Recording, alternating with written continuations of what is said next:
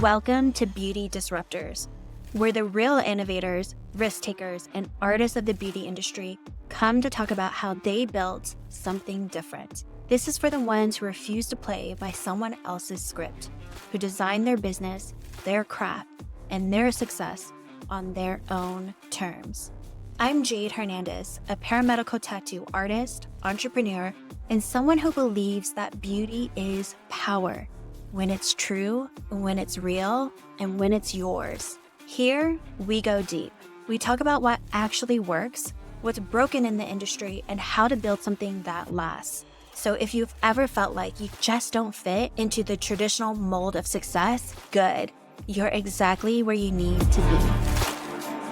In today's episode, I wanted to share with you guys the number one thing that completely transforms my business.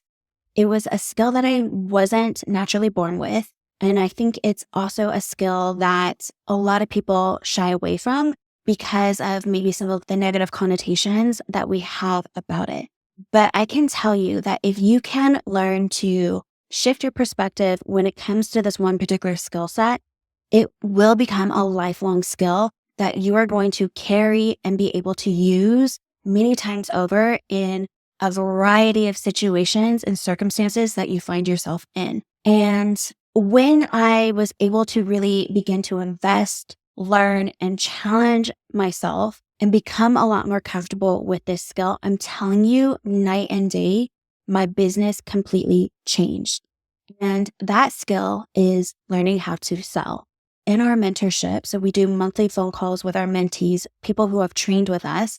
We're bringing on a guest speaker who is a sales coach. And not only is she a sales coach, but she also sells for other brands and businesses who are selling very high ticket services and packages that are like $12,000 and beyond. And she's truly a master of sales. And the thing that I love about this particular coach is she's also very compassionate and she's very chill. And I think sometimes when you think about sales, everyone always reverts to sales being slimy. They think of the car salesman. And what's interesting about this coach is that her dad was actually a used car salesman. And so she grew up selling, but not in a slimy way. Her dad was very successful at what he did because people did trust him, especially when it comes to buying cars. And one of these days I'll have her on the podcast, but it is a topic of conversation that's been relevant on my mind as of lately, because I think a lot of people dismiss the value and power of learning how to develop their sales skills. And I would say the majority of us weren't born naturally good at sales. Sales has such a negative stigma to it, yet it's the bloodline of your business. Because I've been there before where early in my career, when I launched my paramedical tattoo business, no one knew what camouflage tattooing was. And so a lot of what I had to do was get the word out there. So I was hiring SEO experts. I was hiring digital advertisers to help put ads out there. We were writing blogs. We were just trying to educate the masses and the public that this was even a service. And when we started slowly getting leads in, I would do a sales consultation. So essentially, your consultations are your sales opportunity to be able to connect with your prospect, show them that you have a solution to solve their problem, meet their needs, and be able to book them. And so consultations are basically sales calls or sales opportunities, whether or not you actually talk to someone on the phone or if they come into your studio or your space to meet with you. It is an opportunity to get them from point A to point B. And the more comfortable you can be with selling and really be able to shift your perspective on sales, the better you're going to be at booking clients, owning authority, and most importantly, bring profit into your business. And so I'm going to share with you everything I know about sales. I'm going to share with you why I love selling and why I think it's an underutilized skill that most artists have when it comes to their business. So first things first is number one, you got to shift your identity to not only are you an artist, but you are a business owner first and foremost. Most of us are our own personal brands. We're not only the technician, but we are the face of our business. We're the ones owning the business, running the business, but also doing the service.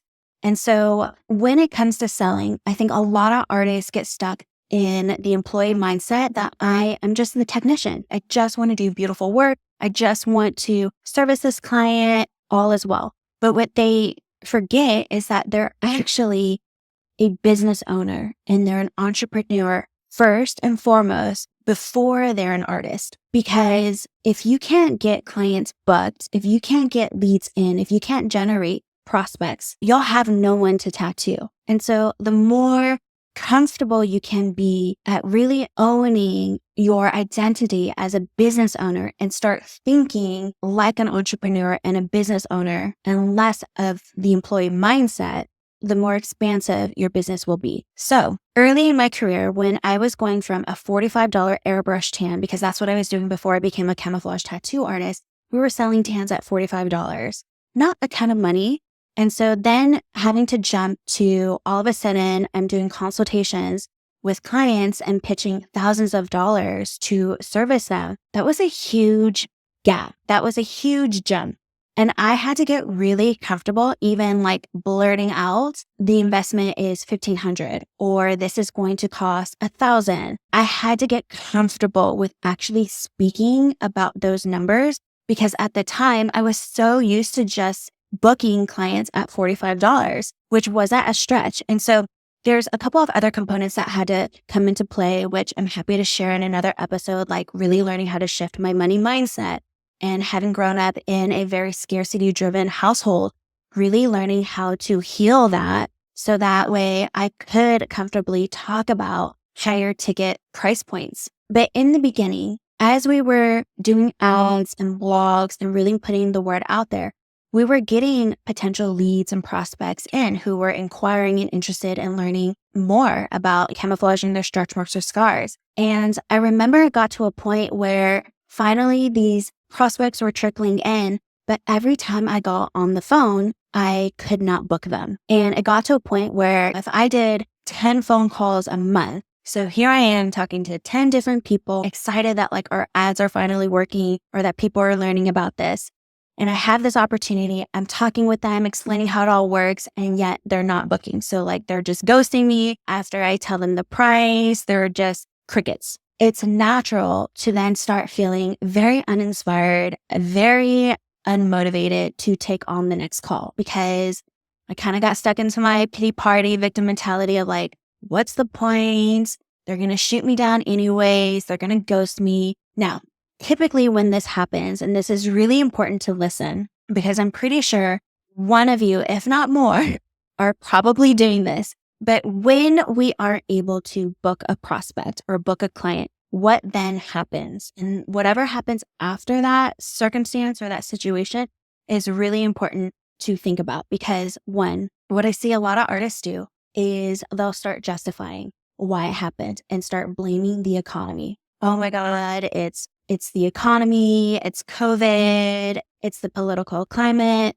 Or they might start saying that like no one can afford this. I'm not in the right zip code. I'm not in the right city.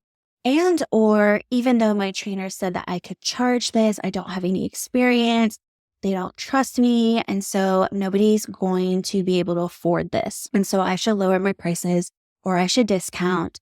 And that is absolutely wrong. So thankfully, early in my career, when I wasn't booking these leads and having a very low closing rate, of course, there was a moment, because I'm human, where I began to think like, oh my God, nobody knows about this. Maybe it is the economy. Maybe I made a huge freaking mistake in getting trained with this. I thought this was going to be easier. Of course, I had those thoughts spinning in my head. But at the end of the day, I am a business owner and I need to take responsibility and ownership for my business. And so I had a choice. I could either continue to blame the economy, blame it on my trainer, and or choose to do something very different, which is maybe it's me. Maybe I'm the common denominator. And okay, I have a very low closing rate.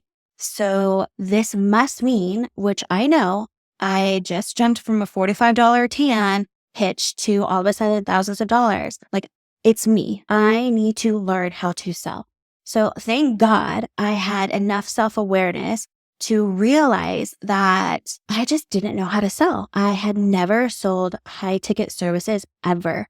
And this was something that I was willing to explore and dive into to really just see, like, let me just try this on for size. Do I know? Like, maybe it's not me, but I'm at least willing to take ownership. And worst case scenario, I become a better salesperson, which is not a worst case scenario. I mean, that's just like a skill, again, that I think everyone needs to be able to cultivate and exercise and learn how to do. And so that's what I did. Because at the end of the day, I really did believe in what I was doing. I wouldn't have traveled and gotten trained and gotten myself into debt if I didn't believe that there was something to this. I knew that this was going to change people's lives. In my tanning business, I would hear on a daily basis from multiple women complaining about their stretch marks and their scars. So I knew, like, I had proof because I would hear it constantly that this was a huge problem for women. So I knew that the demand was there.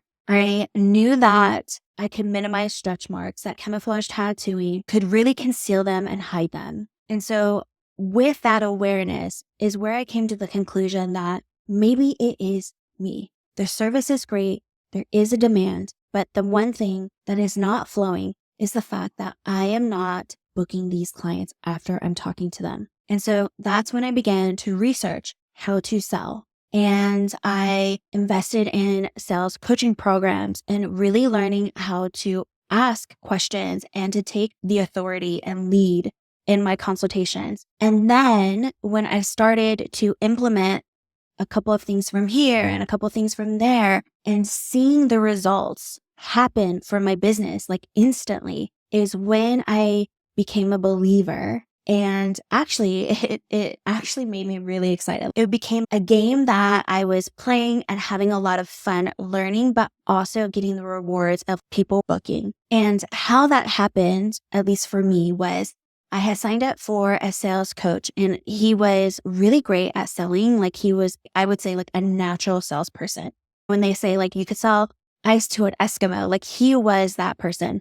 And the first thing, I never did one-on-one coaching with him. I literally just did his online program and just devoured his videos. But the one thing, so the first thing that I implemented in my business was a sales script. And the reason why this was so important to me is because when I would go on Zoom and meet someone or meet someone in person for a consultation, I would clam up. Like I started getting nervous because I was new. I didn't have a portfolio. I didn't have before and afters. I was just completely brand new. And by the way, my trainer did not teach me any of this. I just had to take the skills of learning how to open up a business when I started my airbrush tanning business and think about like, okay, well, how did I build that business and all the things? So when I was in front of someone talking about a new service, being a new artist, it was very intimidating and scary. I didn't feel super solid. I didn't feel secure or confident. And so I would clam up. And the way that I used to do these sales consultations was let them take the lead. And I would play like the really nice person. I mean, well, I'm nice, but I would just let them take the lead. And I would literally get on the phone with them and be like, so Joanna, so happy to have you on the call today. What can I answer for you? And that was it. Like I would just let them dish out whatever the issue was. And then I would just tell them with a lot of passion and sincerity how I could help them. Oh my God. And then this and that. And I would get so technical, so granular about the entire process of how I was going to help them and what camouflage tattooing was and get really down and dirty on all the details. And then, of course, what other questions do you have? Okay, well, what's the price? Oh, okay, so the price would be, and I would quote them $1,500 or $2,000 or whatever the case may be. And energetically, I could not hold it because I felt new and because I didn't have a portfolio and this was really foreign to me. And I wasn't even convinced that I could really do this. And so from an energetic standpoint, it was baseless essentially. And so even though I was pleasant and nice, I didn't exude confidence or competence or authority or expertism. And so it's no wonder that people weren't booking because when you think about your consultations, you're essentially a stranger to them. And what you're doing is asking them to feel comfortable enough opening up about their biggest insecurities to a complete stranger. And then on top of that, you're asking them to invest in you and taking their hard-earned money and putting their faith, but also their hard-earned money and capital into your hands.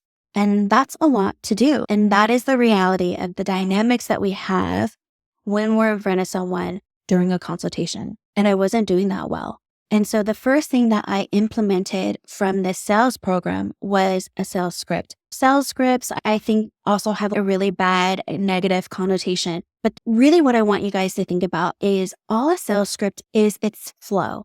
It's just helping you take authority, take the lead, and help guide the person in flow with really great questions to begin to uncover what really is the root of their problem and their desire. And it's an opportunity to truly connect with them and have it be a productive experience. It also helps you to eliminate any of the negative chatter that you have in your head of, oh my God, I'm new at this, or oh my God, this is my first client, or whatever the case may be. It helps to eliminate and block all of that because all you're doing is just looking at this piece of paper that has certain questions laid out for you. And so that's all I did is, what do I have to lose? I'm not booking these clients, so I might as well just try this on for size and see if it'll work. And surprisingly, it did. It was the only thing that I implemented in my business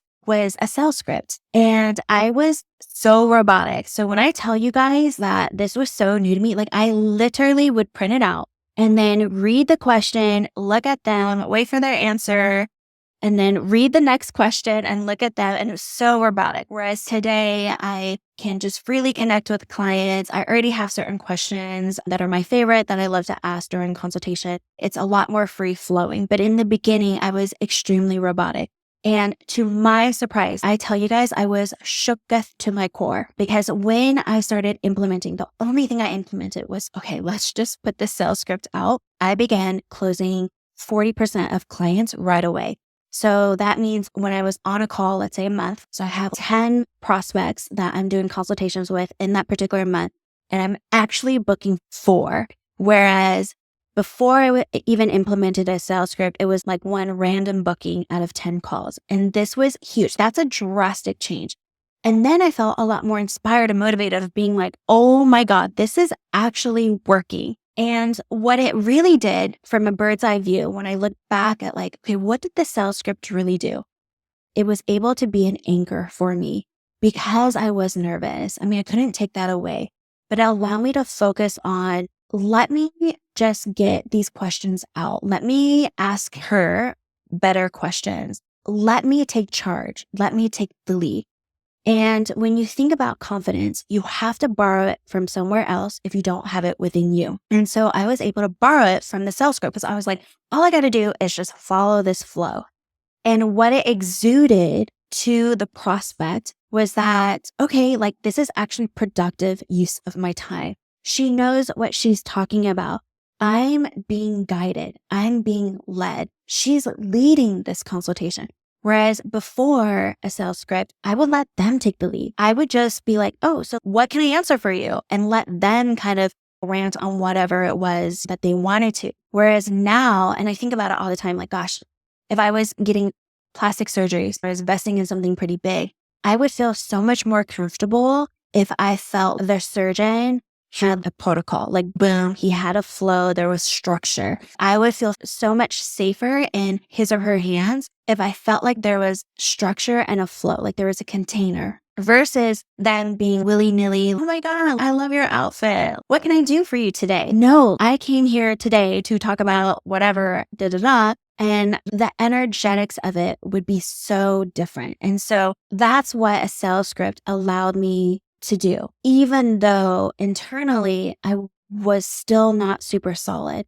It allowed me to at least lean on the anchor of being like, here's flow. Here's all of a sudden a structure to our calls, which shows a lot more productivity to this prospect. And it shows a lot more professionalism. I'm not just a friend. Being nice and being someone's friend doesn't necessarily translate to sales. And the reason why is because I need competence and I need to know that you're a professional And sometimes being someone's friend is actually a disservice because you're so friendly with them that you have a hard time seeing them as an expert or an authority. And it's the reason why, like when I think about my real estate friends, why I have a lot of friends who are realtors, but they're not necessarily people I would hire to sell my home or I would use to purchase a home. So that can be used against you in the sense that like being someone's friend or friendly doesn't necessarily translate into sales. So once I began booking clients, I was a believer that like, okay, this works. There's something to this. And then over time, I've gotten a lot better and I've had a lot more fun experimenting with different questions. And the other thing that I've learned to do as well is realize that they're not in our industry. They're not technicians. And I think sometimes we can get so fixated on over explaining the science of things or really getting into the nitty-gritties of the techniques versus the results. And where I really want to go with this is I think a lot of artists have a hard time owning their greatness. And I can relate to having a really hard time doing that as well. And so what we do instead is we'll anchor in on all the technicalities of our service, when really for them, it's just going over their head. They don't really care about what needles you use or what the ingredients are in the serum or the inks that you use. All they really want to know is, will this work for me? And are you the right person for me? And when you think about the concept of owning your greatness, of course, it's important to be a great artist and to deliver and to tattoo safely and effectively. But that's not where my greatness lies. My greatness actually lies in the fact that I'm going to make you feel safe and I'm going to make you feel accepted. And when you enter in my space and my energy, you're going to know that there's zero judgment. You're also going to know that I'm an advocate for women feeling sexy and that I love and embrace being a woman. And I love women. And therefore, it's easy for me to really have a passion to help women. That's my greatness. My greatness is that I'm going to take a lot of care and attention and be fully present when you're in my treatment room. My greatness is that I'm also professional and that I respect and value your time. And so I'm going to show up on time and prepared for your arrival. And another thing that I really love about myself is that I'm very detail oriented, which also translates well, not only in my technique, but that I really love all the small details and I have fun with that. That is my greatness. And I really challenge you guys to think about what really makes you an incredible artist, technician, provider. Your technique is only half the equation.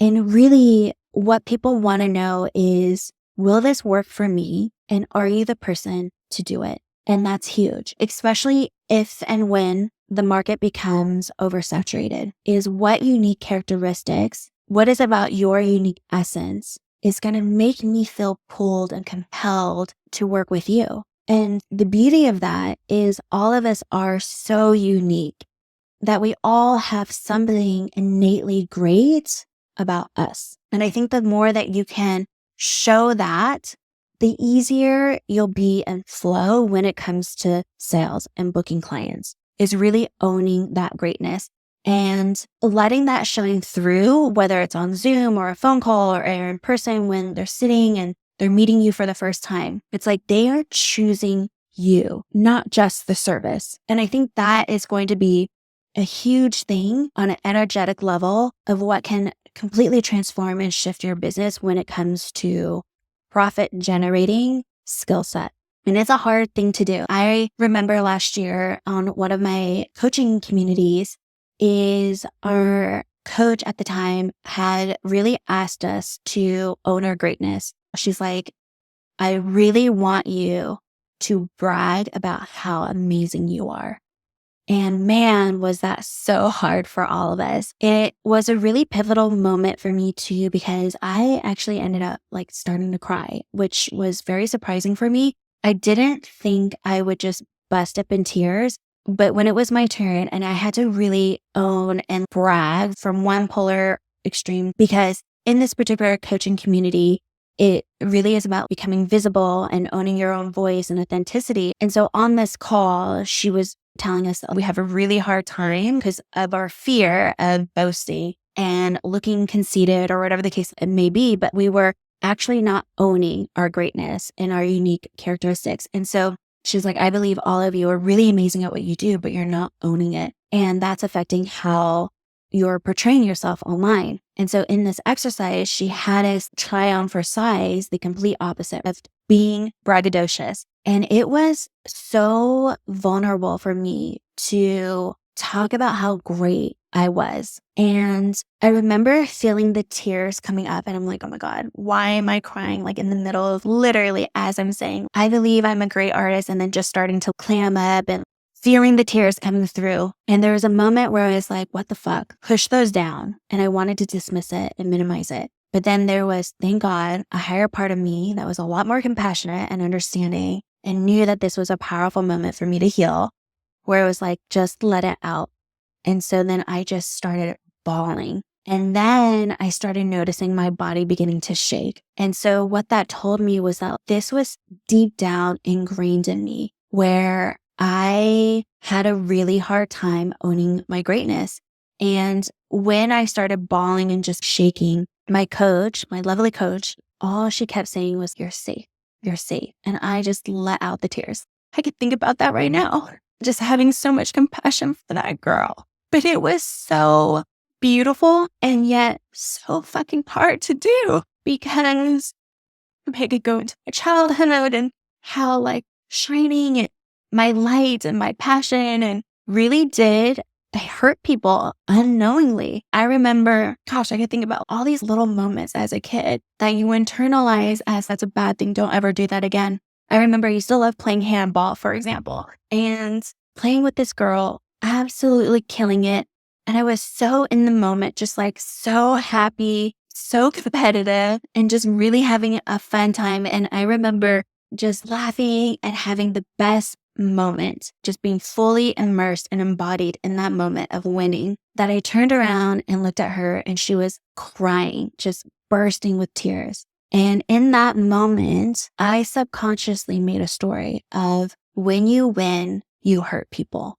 And it's something that's been deeply rooted in me, and it's something that I've carried. And there's been other moments in my life where I have made up this story as truth, and I've tucked it in far deep inside my subconscious that still sneakily affects me today when it comes to being visible, because it feels so exposing and it feels so raw.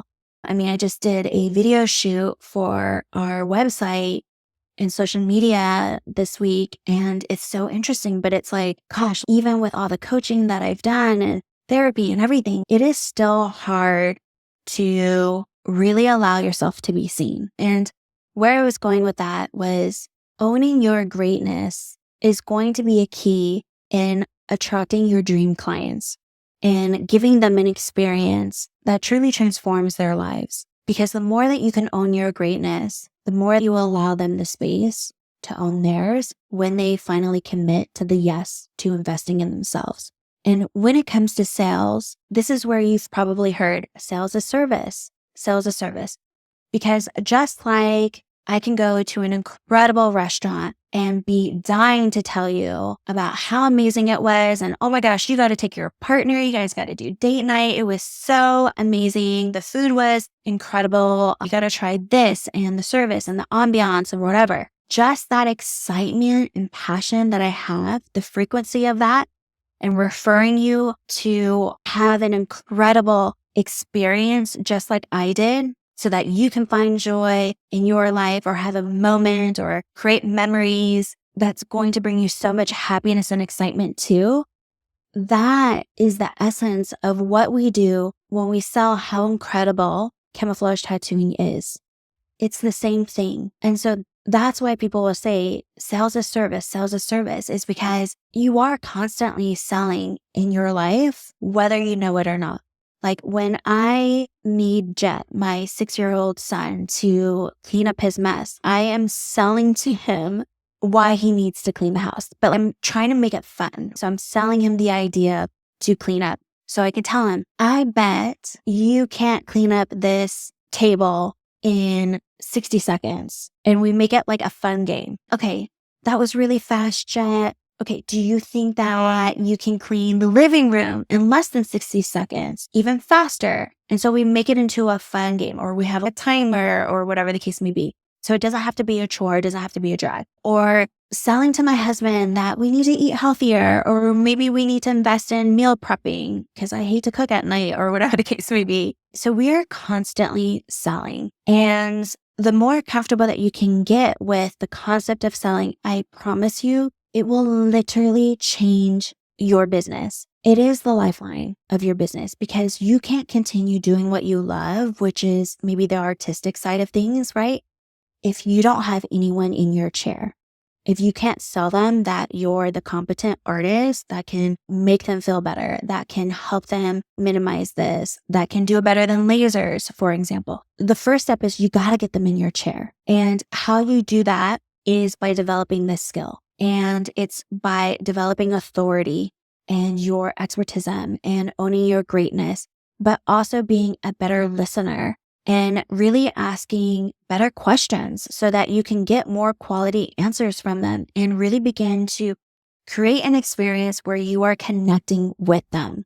So even if they are price shopping or talking to other artists, I'm telling you that connection is a huge piece, because I will have people who will be like, yeah, someone was closer, or someone was quoting me for a lot less than what you did, but I just felt connected with you, or I just knew that you were the artist for me. Connection is so strong. And there's an opportunity when you're selling to really be able to connect with them. The other thing I wanted to mention too is that I've noticed, given that this week was a really easy week for me and things were flowing, when I think about the days where I've done consultations and things have flowed much easier and I'm just booking clients left and right, is being detached by the outcome. When I'm not stressed and when I'm not worried about a number, and I'm just like, I'm going to show up. They're going to like me. They may not like me. Who knows? But I'm going to do what I need to do, which is show up for them, at least give them some information, have them feel more educated, empowered by making a choice for themselves. That's when everything changes. And that's when things really begin to flow. And that's when days like yesterday are a lot more fun. So easier said than done, but learning how to detach from the numbers, from the pressure of, I got to book this client, I got to make rent due, and being able to shift that as, this is my time, this is my business, and I get a say too on whether or not I want to take this client on. And really at the end of the day, I am just getting to know, who is this person? Like, I get to meet a new soul, and who are they? There's an exchange of energy of, we're just here in this moment in the next 20 minutes to really just connect, learn about each other, and see if this is a right fit for the both of us.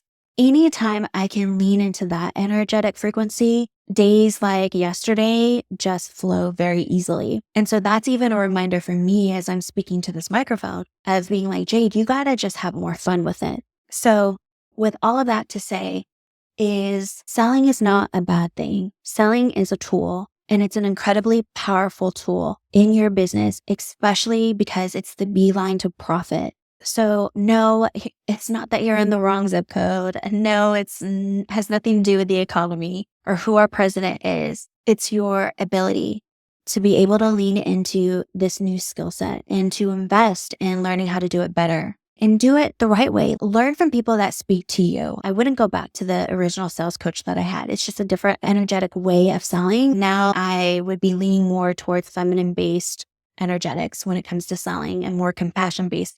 But that's just where I am today. And so when you are thinking about selling, it's like, one, just having the awareness that like, I suck at sales. And this is a skill that, again, I can take with me anywhere. Let's just say for whatever reason you close up shop. Every business needs sales. Every business, any industry, it doesn't matter. And when you're really incredible at sales, oh my God, you can literally sell anything. You could have a business of selling for other people, such as the sales coach that we're bringing on to our mentorship call next week. And you can get commissions, and it can be a new game, a new muscle that you begin to exercise and develop and have a lot of fun with and get instantaneous results quite quickly, which I love. And so is and was the thing that helped to lead my business from 0 bookings to all of a sudden getting traction, was literally learning how to sell. And so I wanted to share that with you guys in this episode. Is if you're not booking the clients that you want and you're not getting the type of volume that you want, maybe consider that you just don't know how to sell. And selling is a skill set. They don't teach you this in school. Most people aren't naturally born with this gift.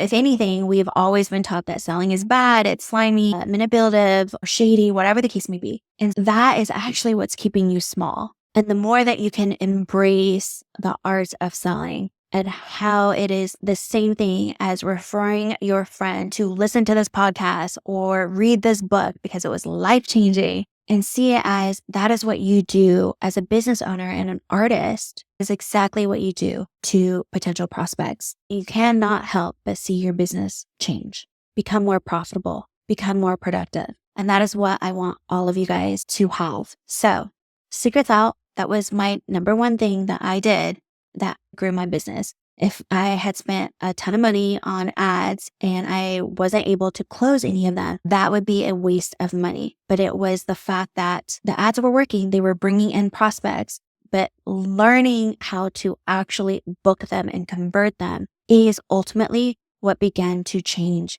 the flow, success, and the profits of my business. It wasn't social media posts. It wasn't any of that. That is literally what translated into finance and money. So that's what I wanted to leave you guys with. If you have any questions, reach out. I'd love to engage with people. And thank you for spending your time with me today. I appreciate you, love you, and I'll catch you guys on the next one.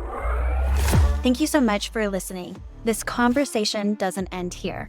So if today's episode made you rethink something, I'd love for you to send me a message or share it on your socials. Until next time, go build something that actually matters.